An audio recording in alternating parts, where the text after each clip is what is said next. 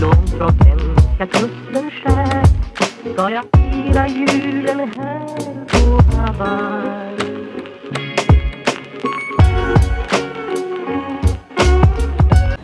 Kaleng ko lang tiyan. Kaleng ko riton. Kalaman.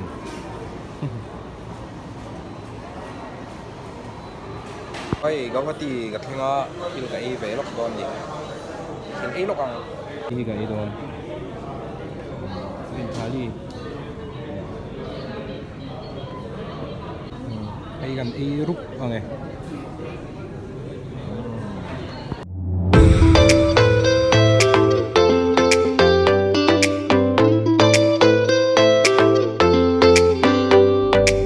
nó chưa tận phá phút này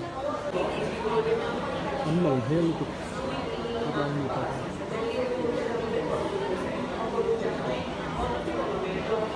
Ada thầy lộc hơi lúc.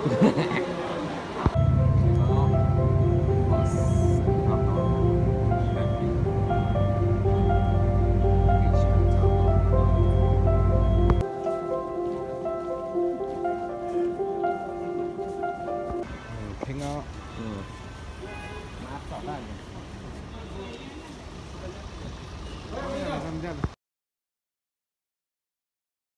Morning view tolo hita hi ka thlenna nia hay cả là em thầy lâu rồi buổi khác không này yeah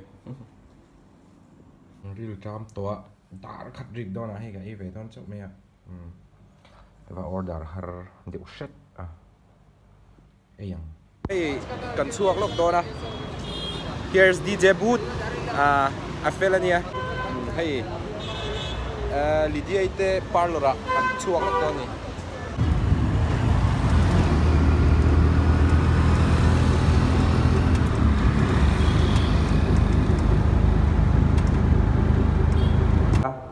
hey poster lâu lụa mẹ bị hụt tay cắn pota hết lại hiền hey bút po massage thì sao hey lê nó hụt tay hiền sấy đấy Lydia G Beauty Salon in Tinga chuan in 7th block Kormangla Bangalore amol bawing kay chu kapawa et lama naute noma et lam hi massage na lamania facial zok ani chu cái vắc là mịt mũi tay cắn pota hay cái gì lu tay cắn miệt á ni vuk to mai hay headline hun ni kan ti na lai to chu nia sound check kan ni do na hết à DJ ni te ti da DJ put te hun hi hay nằm lại hết này nó sẽ cái dấu lầu cái điểm dấu rồi thì dấu lầu khóc này anh gì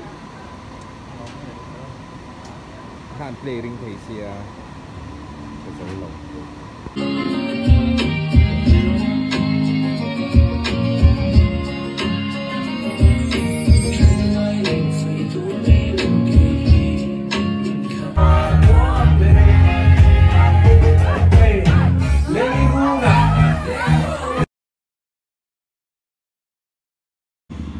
hey Jeshila Studio kan kala Bangalore anh ấy tụi đi mình dâu vẫn nhé cho anh nghe một cái gì đó đi anh lùi thẳng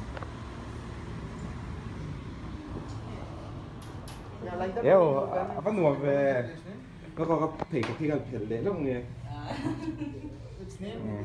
dạ thể có thể đó ok hello indoor sư vẫn đùm về ông muốn đi coi lại nghe nghe shit thế đó Come on Ali Bangalore sorry HRBR layout first block cả bố mất mấy cái chứ hết rồi ạ cóอย่างrình hết mấy cái tàn khai cái gần đến chi năng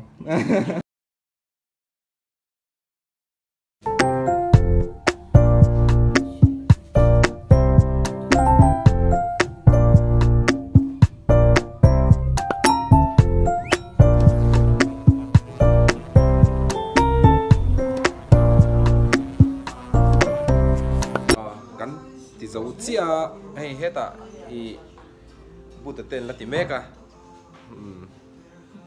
Mental is one I'm going to finish. Ai kadlo trap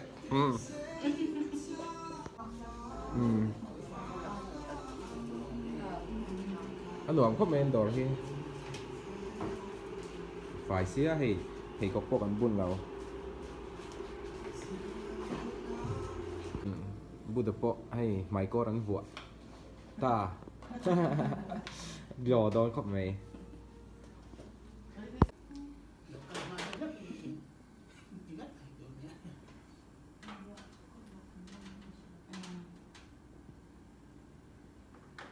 yes cánh lông thế mày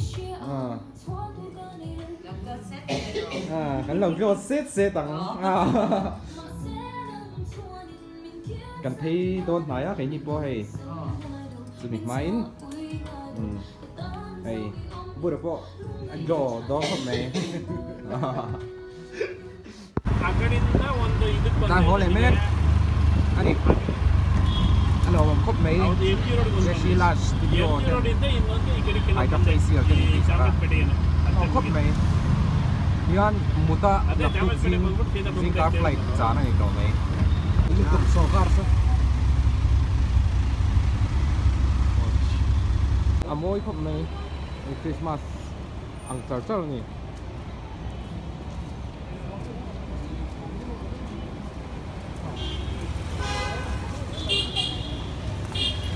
Ta trong các car là ký điệu ha, buôn lụt đó nè, cái buôn về là hiện là lá phần phần nha, cả vào tên lá tên, đấy hay, cái gì cũng lệ, nó xì, quay cái làm gì đó, anh quay cái khởi đầu chưa, đó, giờ xét thành là like hàng nhỉ, cứ khóc mày, đâu cứ khóc mày, làm tấm cái này đấy.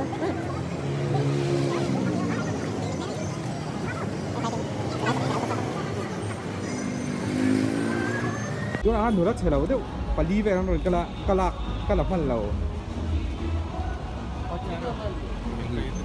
Hiện tại em thiêu cần Adon nhỉ.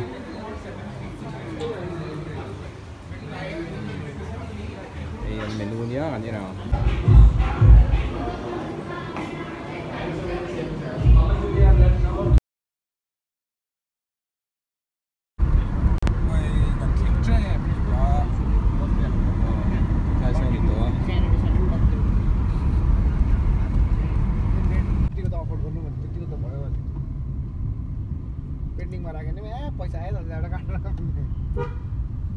Jos berarti itu kurang seram sih pending merahnya sih. King. This is the airport. Airport cần King. Airport cần King lẽ. Dính mi ngày đồng ton. I will miss you bro. Đấy Bro. Yes. Everybody says you look like young fella. Just so. Yeah, young fella này ăn khóc mày. Young fella look alike. Sao anh chỉ phải mấy cái này? Hey, anh ngày tốt em anh young fella. And DJ Boot. Anh ngày tốt khóc mày. Yeah, bro. The Bangalore event was very good. Yes. Thank you to all the Mizo people in Bangalore and the Mizo people in Mizoram. So I hope to see you soon in Mizoram as well someday. And thank you to our guy Mendel. Chúng ta có lúc đó nhỉ. Telephone booth thì photo booth. Atan hiện achazok mà telephone ai cho những photo booth atan nên mong là sao nhỉ? Cái gate lắm phần mét anh đi tụ đại nhân 23 anh nha chúng là bảo lâu chồng hơn à nói là mà lâu thì lại xeo con xuống về đất thèm